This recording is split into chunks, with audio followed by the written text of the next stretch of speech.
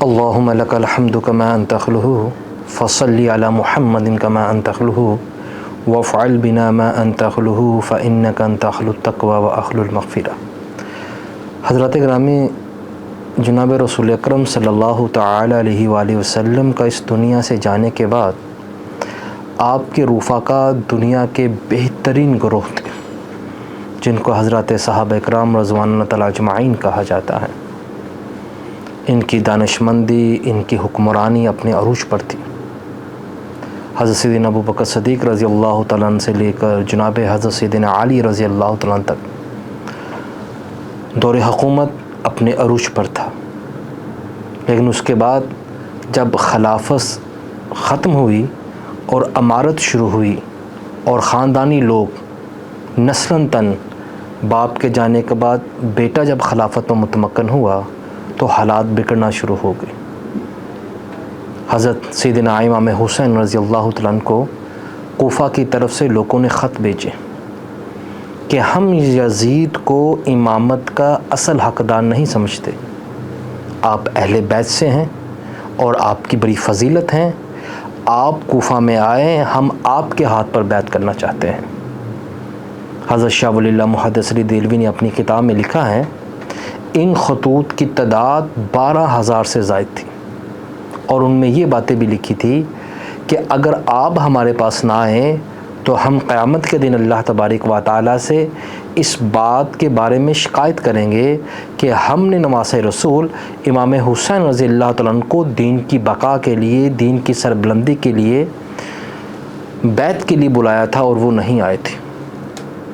یہ وہ خط تھا در حقیقت جن پر حضرت امام حسین رضی اللہ تعالیٰ نے مدینہ میں حضرت عبداللہ ابن عباس رضی اللہ تعالیٰ سے مشاورت کی، بڑے حضرات صحابہ میں سے تھے۔ تو حضرت عبداللہ ابن عباس نے حضرت علی مقام حضرت امام حسین رضی اللہ تعالیٰ عنہ کو اس بات سے منع فرمایا اور کہا کہ آپ کوفہ نہ جائیں، کوفہ والوں کی تاریخ اور ان کے خون کے اندر بے وفائی ہیں، آپ مدینہ میں ہیں اور یزید کا اختیار اور یزید کا حکم مدینہ میں اس کا اثر و رسوخ کم ہے، اس لیے آپ یہیں پہ رہیں۔ لیکن خطوط بہت زیادہ آ رہے تھے۔ حضرت امام حسین رضی اللہ تعالیٰ نے اپنے چچا زاد بھائی مسلم بن عقیل کو بھیجا کہ آپ وہاں پر جا کے کوفہ والوں کے حالات معلوم کریں۔ مسلم بن عقیل جب وہاں پر گئے تو ان کے 2 صاحبزادے جنہوں نے ضد کی تو وہ بھی حضرت مسلم بن عقیل کے ساتھ گئے۔ جب آپ کوفہ پہنچے ہیں تو بہت بڑے جم غفیر نے آپ کا استقبال کیا ہے اور آپ کے ہاتھ پر بیعت کی ہیں۔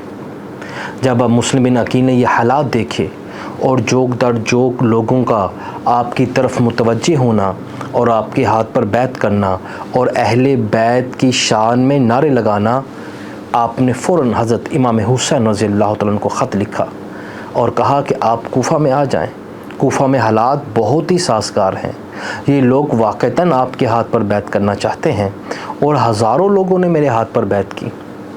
جب اس بات کا خبر حضرت امام حسین رضی اللہ تعالیٰ عنہ کو ایک برق رفتار گورے کے تھرو، آپ نے سواری کے تھرو یہ خط بھیجا حضرت مسلم بن عقیل رضی اللہ تعالیٰ عنہ، تو جب حضرت امام حسین رضی اللہ تعالیٰ عنہ کو خط ملا تو حضرت امام حسین رضی اللہ تعالیٰ نے اپنے گھر کے سارے افراد کو تیار کیا، کیونکہ حضرت امام حسین رضی اللہ تعالیٰ عنہ کا کسی تصادم یا کسی جنگ کا پروگرام نہیں تھا، آپ پوری اپنی خاندان کے ساتھ چلے۔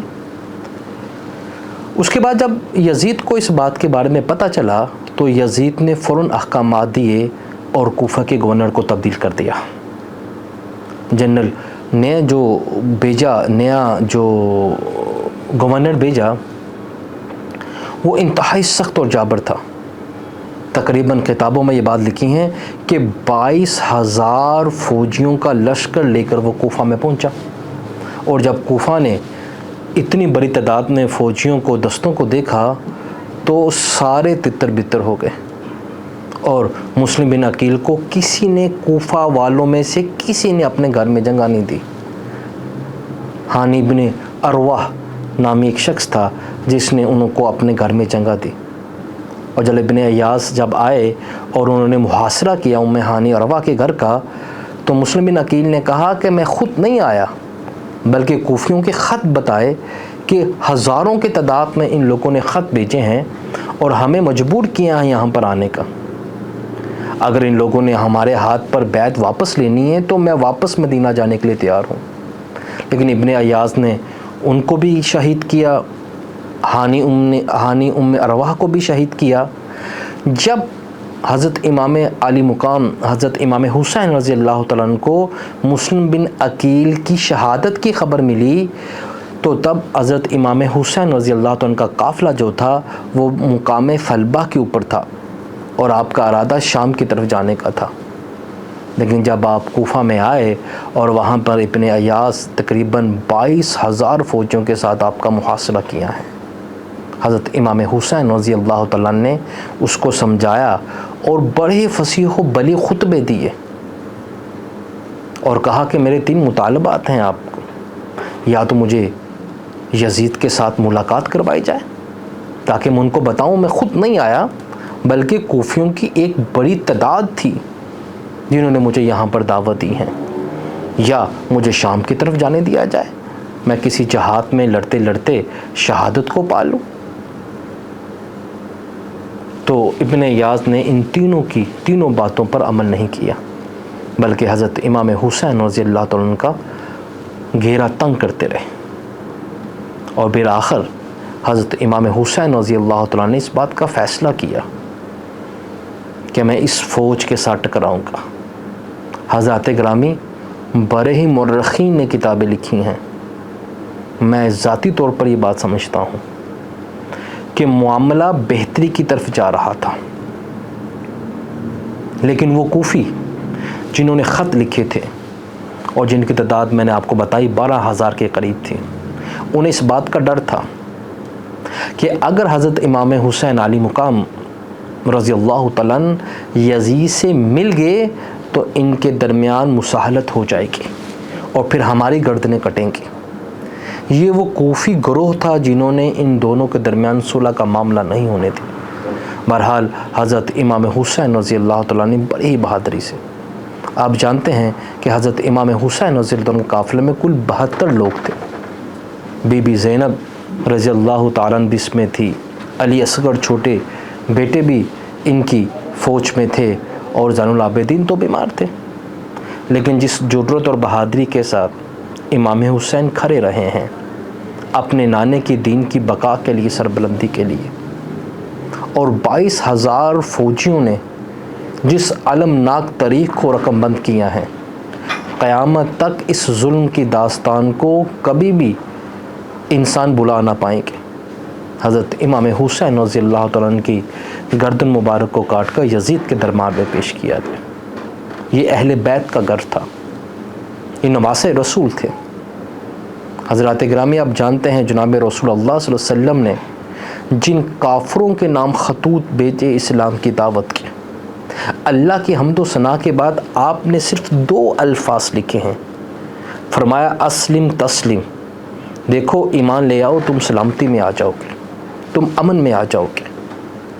یعنی کہ جس کے نانا نے کافروں کو اس بات کے بارے میں بتایا ہو، اسلم تسلیم، ایمان لاؤ محفوظ ہو جاؤ گے، سلامتی میں آ جاؤ گے، آج اس کا اپنا گھرانہ غیر محفوظ تھا. آپ کی عورتوں کو باندی بنا کر پیش کیا گیا، اور اتنا ظلم تاریخ اسلام نے کبھی نہیں دیکھا ہوگا. مسلمانوں کی تاریخ ہمت اور جرأت سے وابستہ ہے. کبھی کسی کو محراب میں شہید کیا جاتا ہے، کبھی کسی کو کربلا میں شہید کیا جاتا ہے. حضرات گرامی، قتل حسین اصل میں مر کے یزید ہیں، اسلام زندہ ہوتا ہے ہر کربلا کے بعد. حضرات گرامی، دنیا میں بہت جنگیں ہوئی ہیں، طاقتور اپنے طاقت کی نشے میں آ کر مظلوموں پر ہمیشہ اپنی طاقت کے نشے میں، اپنے زور کے نشے میں ظلم کرتا رہا ہے. لیکن تاریخ اسلام نے ہمیشہ ان لوگوں کو یاد رکھا ہے، ان لوگوں کو اپنی تاریخ میں حصہ دیا ہے جو حق پہ کھڑے تھے. ابو جہل بہت طاقتور تھا، قبیلوں کا سردار تھا، مال و دولت میں بہت آگے تھا، لیکن آج کوئی بھی اس کا نام عزت سے لینا پسند نہیں کرتا. جناب امام حسین رضی اللہ تعالیٰ عنہ کی قربانی میں بہت سے سبق وابستہ ہے. حضرات گرامی، آج اپنے ماحول میں دیکھیں، آپ کو ایک ایسا معاشرہ نظر آئے گا جو فرعون زدہ معاشرہ ہے، جو فرعونیت زدہ معاشرہ ہے، جو یزیدیت زدہ معاشرہ ہے۔ امام حسین کا پیغام یہ ہے کہ ان فرعونوں کے خلاف، ان یزیدوں کے خلاف کھڑا ہو کر کلمہ حق کہنا ہے۔ اس قدر ظلم کے باوجود امام حسین نے کربلا میں نماز نہیں چھوڑی۔ اس ظلم کے باوجود بھی آپ نے اپنے گھر والوں کو ہمت اور جرت کا سبق دیا ہے۔ تاریخ کے اندر یہ الفاظ ملتے ہیں، امام حسین رضی اللہ تعالیٰ نے حضرت زینب رضی اللہ تعالیٰ کو کہا تھا، آپ بری ہیں اور خیمے سے کسی کی رونے کی سسکیوں کی آواز نہ آئے۔ یعنی کہ اتنا کمزور قافلہ ہونے کے باوجود بھی 22,000 لوگوں سے جس جرت کے ساتھ اور ہمت کے ساتھ لڑے ہیں، تاریخ اسلام ہمیشہ آپ کی قربانی کو قدر کی نگاہ سے دیکھتی ہیں۔ حضرات گرامی، کوفیوں نے جس طرح منافقانہ رویہ پیش کیا، جس بزدلی کا کردار پیش کیا، آپ کو ایسے لوگ اپنے ماحول میں ملیں گے۔ امام حسین یہ سبق دے رہے ہیں کہ آپ نے ماحول کے ہر یزید کے خلاف، ہر فرعون کی فرعونیت کے خلاف کھڑے ہونا ہے۔ قرآن تبصرہ دے رہا ہے، ام خصبتم ان تدخلوا الجنت، لوگو تم گمان کر بیٹھے ہو کہ تم جنت میں چلے جاؤ گے؟ ابھی تم پہ وہ وقت نہیں آیا۔ مستهم البأساء والضراء وزلزلوا حتى يقول الرسول والذين معكم متى نصر اللہ، کہ تم سے پہلے لوگوں کو آزمایا گیا ہے، ان پر تکلیفیں سختیاں آئی ہیں، حتیٰ یہاں تک کہ وہ لوگ جو رسول کے ساتھ حواری تھے، ان کے مددگار تھے، وہ پکار اٹھے، متى نصر اللہ، اللہ آپ کی مدد کب آئے گی؟ الا ان نصر اللہ قریب، اگار ہو اللہ کی مدد قریب ہے، اللہ کی مدد قریب۔ میں نے جو آپ سے بات کی کہ ہمارا معاشرہ فرعونیت زدہ معاشرہ ہے، ہمارا معاشرہ یزیدیت زدہ معاشرہ ہے، یعنی کہ ایسا معاشرہ جس کے اندر اسلام کے خلاف سارے کام کیے جا رہے ہیں۔ وَمَن لَّمْ يَحْكُم بِمَا أَنزَلَ اللَّهُ فَأُولَٰئِكَ هُمُ الظَّالِمُونَ، جو اللہ کے نازل کردہ ہوا کلام کے مطابق فیصلے نہیں کرتے، وہی لوگ ظالم ہیں۔ لوگ یزید کے خلاف کیوں تھے؟ وہ اللہ کے نازل کیے ہوئے نظام کے مطابق فیصلے نہیں کرتا تھا، اور لوگ امام حسین رضی اللہ تعالیٰ عنہ کی دیانت، صداقت، آپ کے کردار، آپ کے اہل بیت سے ہونے کے تعلق کی وجہ سے ہی چاہتے تھے کہ آپ آگے آئے۔ یا میں دوسرے الفاظ میں یہ بات کہوں کہ یزید خلافت اور امامت پر بیٹھنے کا متمکن اور حقدار نہیں تھا۔ کہ آج ہمارے معاشرے کے اندر جو حکمران ہیں، کیا وہ حقدار ہیں؟ کیا وہ اللہ کے نازل کیے ہوئے کلام کے مطابق فیصلے کرتے ہیں؟ امام حسین رضی اللہ تعالیٰ نے اپنی جان اور اپنے گھر والوں کی جان دین کی سربلندی کے لیے دی ہیں، اقامت دین کے لیے دی ہیں، کہ اس دھرتی پر میرے نانا کا دین زندہ رہے اور اس کی حیا اور اس کی بقا زندہ رہے۔ حضرات گرامی، قرآن کریم فرما رہے ہیں، قرآن کریم میں یہ ہے کہ اللہ تبارک و تعالیٰ فرما رہے ہیں، وَلَا تَقُولُوا لِمَن يُقْتَلُ فِي سَبِيلِ اللَّهِ أَمْوَاتٌ، جو لوگ اللہ کے راستے میں مارے جاتے ہیں انہیں مردہ مت کہو، وہ زندہ ہیں، تم ان کی زندگیوں کے بارے میں شعور نہیں رکھتے۔ کروڑوں سلام ہو اہل بیت پر۔ اور آپ جانتے ہیں حدیث مبارکہ کے اندر امام حسین رضی اللہ تعالیٰ عنہ اور اہل بیت کی کس قدر شان بیان کی گئی ہیں۔ حدیث مبارکہ کے اندر آتا ہے کہ جب حضرت امام حسن اور حسین پیدا ہوئے تو جبرائیل امین نے آ کر کہا کہ یا رسول اللہ صلی اللہ علیہ وسلم، اللہ تعالیٰ نے آپ کے نواسوں کا نام حسن اور حسین رکھا ہے، آپ جنت میں نوجوانوں کے سردار ہیں، آپ کی طہارت، آپ کی دیانت، آپ کی پاک دامنی، آپ کی صداقت اور آپ کے کردار پر کون سوال کر سکتا ہے؟